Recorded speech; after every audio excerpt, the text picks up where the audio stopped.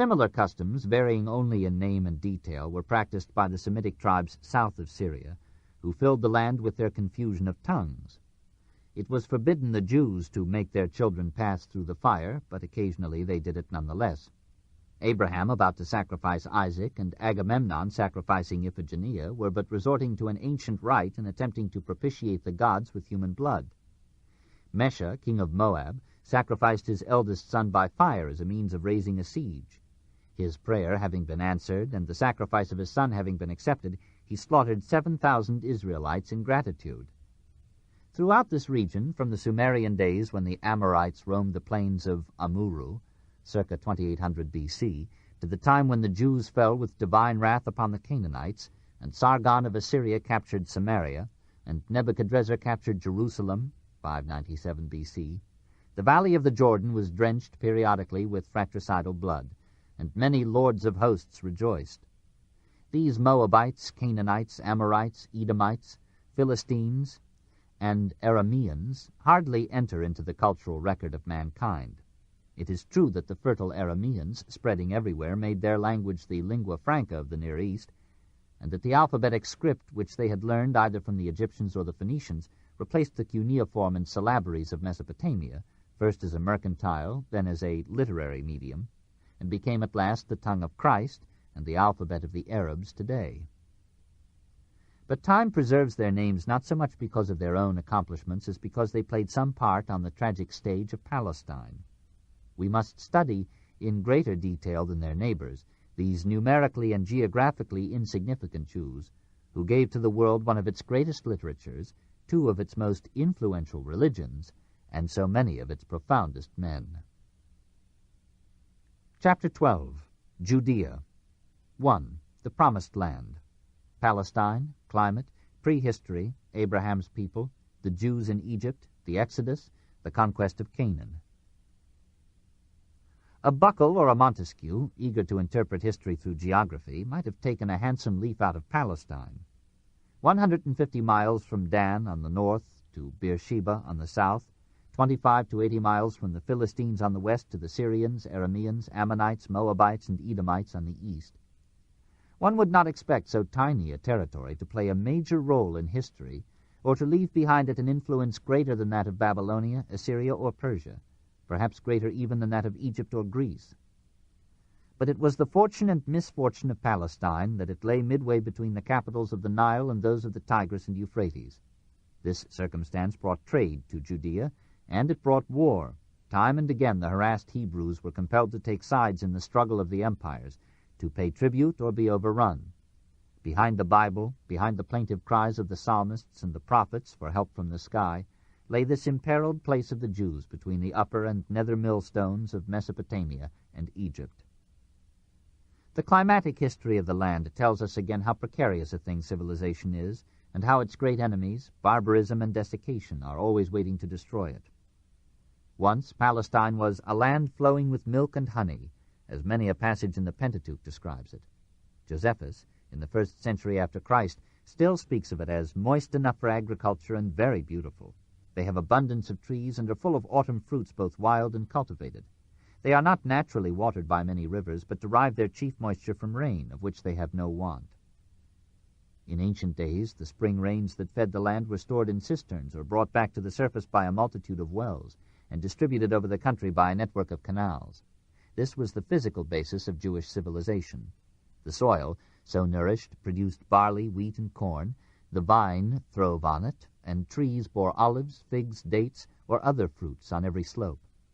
When war came and devastated these artificially fertile fields, or when some conqueror exiled to distant regions the families that had cared for them, the desert crept in eagerly, and in a few years undid the work of generations. We cannot judge the fruitfulness of ancient Palestine from the barren wastes and timid oases that confronted the brave Jews who in our own time returned to their old home after 18 centuries of exile, dispersion, and suffering. History is older in Palestine than Bishop Ussher supposed. Neanderthal remains have been unearthed near the Sea of Galilee, and 5 Neanderthal skeletons were recently discovered in a cave near Haifa. It appears likely that the Mousterian culture, which flourished in Europe about 40,000 B.C., extended to Palestine. At Jericho, Neolithic floors and hearths have been exhumed that carry back the history of the region down to a Middle Bronze Age, 2000 to 1600 BC, in which the towns of Palestine and Syria had accumulated such wealth as to invite conquest by Egypt. In the 15th century before Christ, Jericho was a well-walled city, ruled by kings acknowledging the suzerainty of Egypt. The tombs of these kings, excavated by the Garstang expedition, contained hundreds of vases, funerary offerings, and other objects, indicating a settled life at Jericho in the time of the Hyksos domination, and a fairly developed civilization in the days of Hatshepsut and Thutmose III. It becomes apparent that the different dates at which we begin the history of diverse peoples are merely the marks of our ignorance. The Tel El Amarna letters carry on the general picture of Palestinian and Syrian life almost to the entrance of the Jews into the valley of the Nile. It is probable, though not certain, that the Habiru spoken of in this correspondence were the Hebrews. The Jews believed that the people of Abraham had come from Ur in Sumeria and had settled in Palestine, circa 22,000 BC, 1,000 years or more before Moses, and that the conquest of the Canaanites was merely a capture by the Hebrews of the land promised them by their God. The Amraphel mentioned in Genesis, chapter 14, verse 1, as king of Shinar in those days, was probably Amarpal, father of Hammurabi and his predecessor on the throne of Babylon. There are no direct references in contemporary sources to either the Exodus or the conquest of Canaan, and the only indirect reference is the stele erected by Pharaoh Merneptah, circa 1225 BC, part of which reads as follows: "The kings are overthrown, saying Salam. Wasted is Tehenu. The Hittite land is pacified, plundered is Canaan, with every evil. Israel is desolated, her seed is not. Palestine has become a widow for Egypt. All lands are united, they are pacified. Every one that is turbulent is bound by King Merneptah." This does not prove that Merneptah was the pharaoh of the Exodus. It proves little except that Egyptian armies had again ravaged Palestine. We cannot tell when the Jews entered Egypt, nor whether they came to it as freemen or as slaves. Perhaps they followed in the track of the Hyksos, whose Semitic rule in Egypt might have offered them some protection. Petrie, accepting the Bible figure of 430 years for the stay of the Jews in Egypt, dates their arrival about 1650 BC, their exit about 1220 BC. We may take it as likely that the immigrants were at first a modest number, and that the many thousands of Jews in Egypt in Moses' time were the consequence of a high birth rate. As in all periods, the more they afflicted them, the more they multiplied and grew. The story of the bondage in Egypt, of the use of the Jews as slaves in great construction enterprises, their rebellion and escape, or emigration to Asia, has many internal signs of essential truth, mingled, of course, with supernatural interpolations customary in all the historical writing of the ancient East. Even the story of Moses must not be rejected offhand.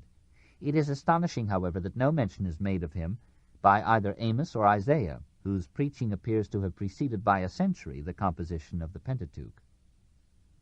Manetho, an Egyptian historian of the 3rd century BC, as reported by Josephus, tells us that the Exodus was due to the desire of the Egyptians to protect themselves from a plague that had broken out among the destitute and enslaved Jews, and that Moses was an Egyptian priest who went as a missionary among the Jewish lepers and gave them laws of cleanliness modeled upon those of the Egyptian clergy.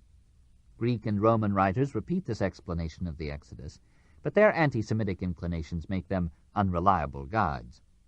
One verse of the biblical account supports Ward's interpretation of the Exodus as a labor strike. "And the king of Egypt said unto them, Wherefore do ye, Moses and Aaron, let the people from their works? Get you unto your burdens."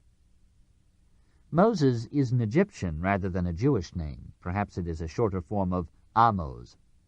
Professor Garstang of the Marston expedition of the University of Liverpool claims to have discovered in the royal tombs of Jericho evidence that Moses was rescued, precisely in 1527 BC, by the then princess, later the great queen Hatshepsut, that he was brought up by her as a court favorite and fled from Egypt upon the accession of her enemy Thutmose III. He believes that the material found in these tombs confirms the story of the fall of Jericho, Joshua chapter 6. He dates this fall circa 1400 BC and the Exodus circa 1447 BC. As this chronology rests upon the precarious dating of scarabs and pottery, it must be received with respectful skepticism. When Moses led the Jews to Mount Sinai, he was merely following the route laid down by Egyptian turquoise hunting expeditions for 1,000 years before him.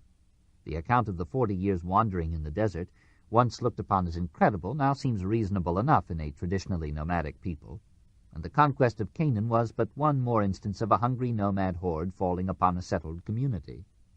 The conquerors killed as many as they could and married the rest. Slaughter was unconfined and, to follow the text, was divinely ordained and enjoyed. Gideon, in capturing 2 cities, slew 120,000 men. Only in the annals of the Assyrians do we meet again with such hearty killing or easy counting. Occasionally, we are told, the land rested from war. Moses had been a patient statesman, but Joshua was only a plain, blunt warrior. Moses had ruled bloodlessly by inventing interviews with God, but Joshua ruled by the second law of nature, that the superior killer survives. In this realistic and unsentimental fashion, the Jews took their promised land. 2. Solomon in all his glory. Race, appearance, language, organization, judges and kings, Saul, David, Solomon, his wealth, the temple, rise of the social problem in Israel. Of their racial origin we can only say vaguely that they were Semites, not sharply distinct or different from the other Semites of Western Asia. It was their history that made them, not they who made their history. At their very first appearance they are already a mixture of many stocks. Only by the most unbelievable virtue could a pure race have existed among the 1,000 ethnic cross-currents of the Near East. But the Jews were the purest of all, for they intermarried only very reluctantly with other peoples. Hence they have maintained their type with astonishing tenacity. The Hebrew prisoners on the Egyptian and Assyrian reliefs, despite the prejudices of the artist, are recognizably like the Jews of our own time. There, too, are the long and curved Hittite nose, the projecting cheekbones, the curly hair and beard, though one cannot see under the Egyptian caricature the scrawny toughness of the body, the subtlety and obstinacy of spirit that have characterized the Semites from the stiff-necked followers of Moses to the inscrutable Bedouins and tradesmen of today. In the early years of their conquest they dressed in simple tunics, low-crowned hats or turban-like caps, and easy-going sandals. As wealth came, they covered their feet with leather shoes and their tunics with fringed caftans. Their women, who were among the most beautiful of antiquity, painted their cheeks and their eyes, wore all the jewelry they could get, and adopted to the best of their ability the newest styles from Babylon, Nineveh, Damascus, or Tyre. Hebrew was among the most majestically sonorous of all the languages of the earth. Despite its gutturals, it was full of masculine music. Renan described it as a quiver full of arrows, a trumpet of brasses crashing through the air.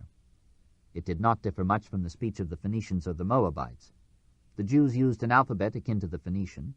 Some scholars believe it to be the oldest alphabet known. They did not bother to write vowels, leaving these for the sense to fill in. Even today the Hebrew vowels are mere points adorning the consonants. The invaders never formed a united nation, but remained for a long time as 12 more or less independent tribes, organized and ruled on the principles not of the state but of the patriarchal family. The oldest head of each family group participated in a council of elders, which was the last court of law and justice in the tribe, and which cooperated with the leaders of other tribes only under the compulsion of dire emergency. The family was the most convenient economic unit in tilling the fields and tending the flocks. This was the source of its strength, its authority, and its political power. A measure of family communism softened the rigors of paternal discipline and created memories to which the prophets harked back disconsolately in more individualistic days. For when, under Solomon, industry came to the towns and made the individual the new economic unit of production, the authority of the family weakened, even as today, and the inherent order of Jewish life decayed. The judges, to whom the tribes occasionally gave a united obedience, were not magistrates, but chieftains or warriors, even when they were priests. In those days there was no king in Israel, but every man did that which was right in his own eyes. This incredibly Jeffersonian condition gave way under the needs of war. The threat of domination by the Philistines brought a temporary unity to the tribes and persuaded them to appoint a king whose authority over them should be continuous. The prophet Samuel warned them against certain disadvantages in rule by one man. And Samuel said, "This will be the manner of the king that shall reign over you. He will take your sons and appoint them for himself, for his chariots, and to be his horsemen. And some shall run before his chariots. And he will appoint them captains over thousands and captains over 50s, and will set them to ear his ground and to reap his harvest, and to make his instruments of war and instruments of his chariots. And he will take your daughters to be confectionaries, to be cooks, and to be bakers. And he will take your fields and your vineyards and your olive yards, even the best of them, and give them to his servants.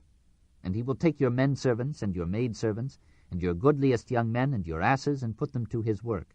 He will take the 10th of your sheep, and ye shall be his servants. And ye shall cry out in that day because of your king, which ye shall have chosen you, and the Lord will not hear you in that day. Nevertheless the people refused to obey the voice of Samuel, and they said, Nay, but we shall have a king over us, that we also may be like all the nations, and that our king may judge us, and go out before us and fight our battles.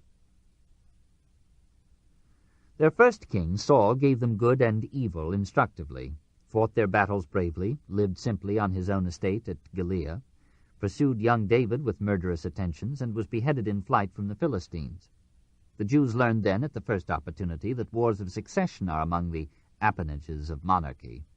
Unless the little epic of Saul, Jonathan, and David is merely a masterpiece of literary creation, for there is no contemporary mention of these personalities outside the Bible, this first king, after a bloody interlude, was succeeded by David, heroic slayer of Goliath, tender lover of Jonathan and many maidens, half-naked dancer of wild dances, seductive player of the harp, sweet singer of marvelous songs, and able king of the Jews for almost 40 years.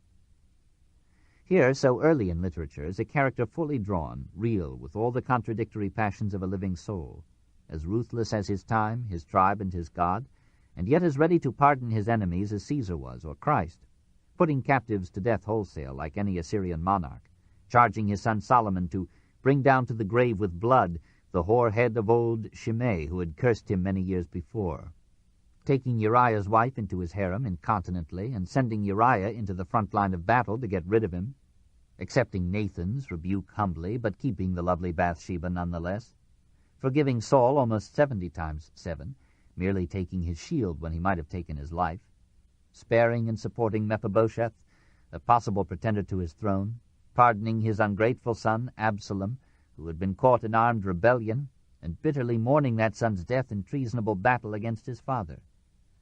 O my son Absalom, my son Absalom, would God I had died for thee, O Absalom, my son, my son.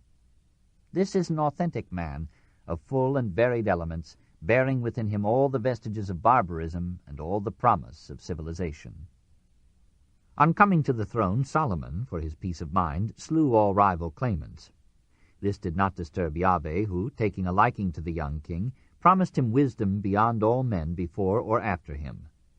Perhaps Solomon deserves his reputation, for not only did he combine in his own life the Epicurean enjoyment of every pleasure and luxury with the stoic fulfillment of all his obligations as a king, but he taught his people the values of law and order, and lured them from discord and war to industry and peace.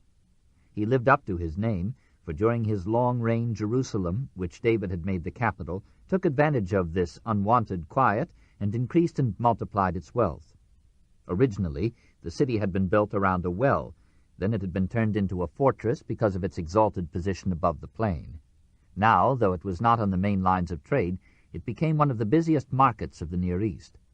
By maintaining the good relations that David had established with King Hiram of Tyre, Solomon encouraged Phoenician merchants to direct their caravans through Palestine and developed a profitable exchange of agricultural products from Israel for the manufactured articles of Tyre and Sidon. He built a fleet of mercantile vessels on the Red Sea and persuaded Hiram to use this new route instead of Egypt in trading with Arabia and Africa. It was probably in Arabia that Solomon mined the gold and precious stones of Ophir, probably from Arabia that the Queen of Sheba came to seek his friendship, and perhaps his aid. We are told that the weight of gold that came to Solomon in 1 year was 666 talents of gold. And though this could not compare with the revenues of Babylon, Nineveh, or Tyre, it lifted Solomon to a place among the richest potentates of his time. Some of this wealth he used for his private pleasure.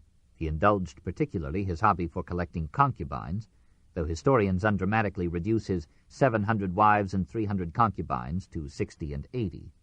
Perhaps by some of these marriages he wished to strengthen his friendship with Egypt and Phoenicia. Perhaps, like Ramesses II, he was animated with the eugenic passion for transmitting his superior abilities. But most of his revenues went to the strengthening of his government and the beautification of his capital. He repaired the citadel around which the city had been built. He raised forts and stationed garrisons at strategic points of his realm to discourage both invasion and revolt. He divided his kingdom for administrative purposes into 12 districts which deliberately crossed the tribal boundaries. By this plan he hoped to lessen the clannish separatism of the tribes and to weld them into one people. He failed, and Judea failed with him.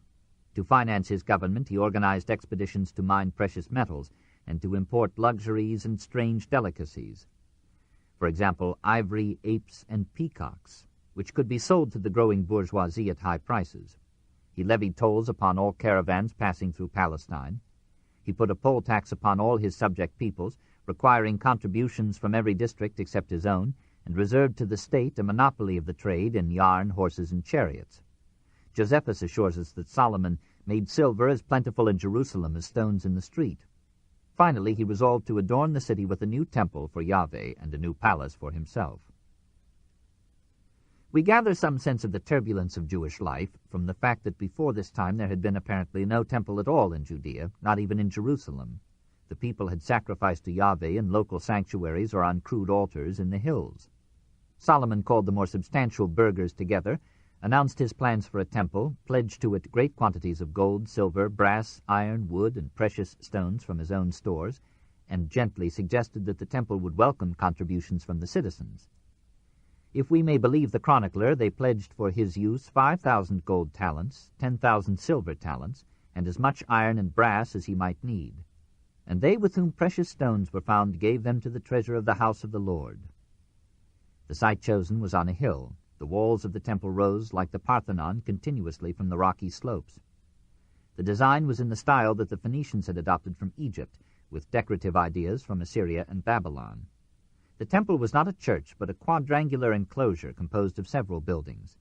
The main structure was of modest dimensions, about 124 feet in length, 55 in breadth, and 52 in height, half the length of the Parthenon, a quarter of the length of Chartres. The Hebrews, who came from all Judea to contribute to the temple, and later to worship in it, forgivably looked upon it as one of the wonders of the world. They had not seen the immensely greater temples of Thebes, Babylon, and Nineveh. Before the main structure rose a porch, some 180 feet high, overlaid with gold. Gold was spread lavishly about, if we may credit our sole authority, on the beams of the main ceiling, on the posts, the doors, and the walls, on the candelabra, the lamps, the snuffers, the spoons, the censers, and 100 basins of gold. Precious stones were inlaid here and there, and 2 gold-plated cherubim guarded the Ark of the Covenant. The walls were of great square stones. The ceiling, posts, and doors were of carved cedar and olive wood. Most of the building materials were brought from Phoenicia, and most of the skilled work was done by artisans imported from Sidon and Tyre. The unskilled labor was herded together by a ruthless corvée of 150,000 men after the fashion of the time. So for 7 years the temple rose to provide for 4 centuries a lordly home for Yahweh.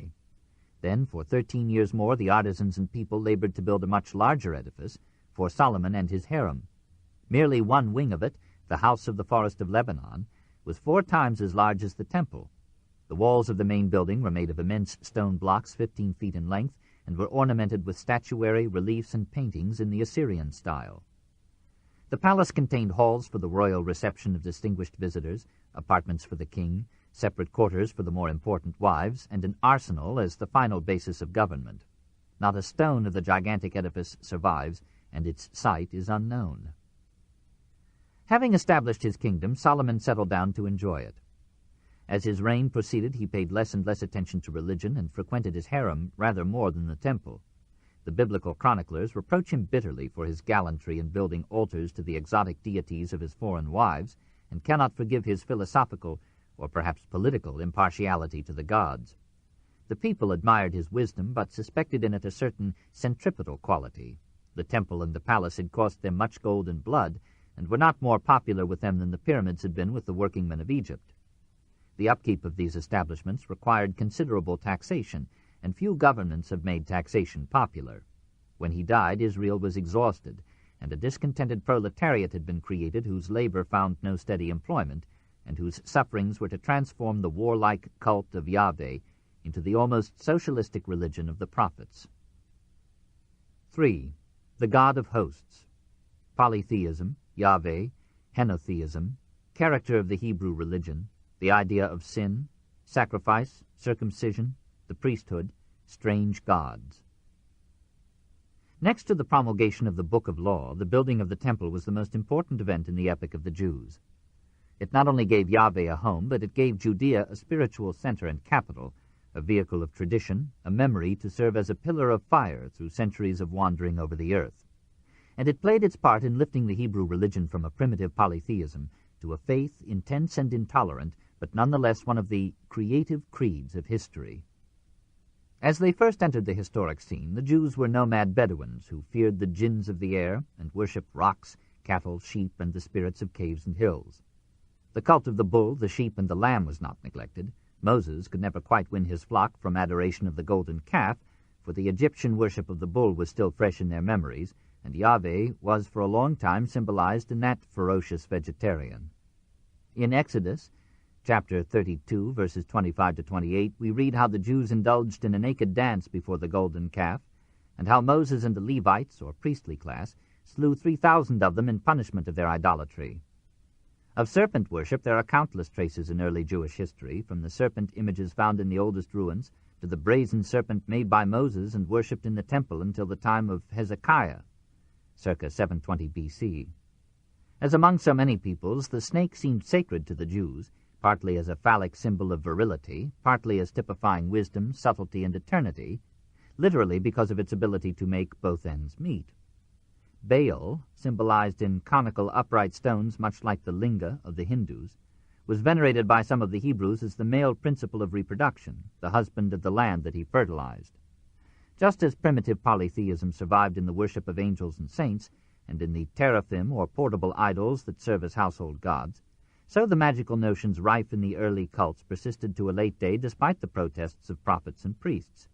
The people seem to have looked upon Moses and Aaron as magicians, and to have patronized professional diviners and sorcerers. Divination was sought at times by shaking dice, Urim and Thummim, out of a box, ephod, a ritual still used to ascertain the will of the gods. It is to the credit of the priests that they opposed these practices and preached an exclusive reliance on the magic of sacrifice, prayer, and contributions. Slowly the conception of Yahweh as the one national God took form and gave to Jewish faith a unity and simplicity lifted up above the chaotic multiplicity of the Mesopotamian pantheons. Apparently the conquering Jews took one of the gods of Canaan, Yahu, and recreated him in their own image as a stern, warlike, stiff-necked deity with almost lovable limitations. For this God makes no claim to omniscience. He asks the Jews to identify their homes by sprinkling them with the blood of the sacrificial lamb, lest he should destroy their children inadvertently along with the firstborn of the Egyptians. He is not above making mistakes, of which man is his worst. He regrets too late that he created Adam or allowed Saul to become king. He is now and then greedy, irascible, bloodthirsty, capricious, petulant. I will be gracious to whom I will be gracious, and will show mercy to whom I will show mercy. He approves Jacob's use of deceit in revenging himself upon Laban. His conscience is as flexible as that of a bishop in politics. He is talkative and likes to make long speeches, but he is shy and will not allow men to see anything of him but his hind parts. Never was there so thoroughly human a god. Originally he seems to have been a god of thunder, dwelling in the hills and worshipped for the same reason that the youthful Gorky was a believer when it thundered. This book is continued at this point on the other side of this cassette. Please reverse or turn the cassette over.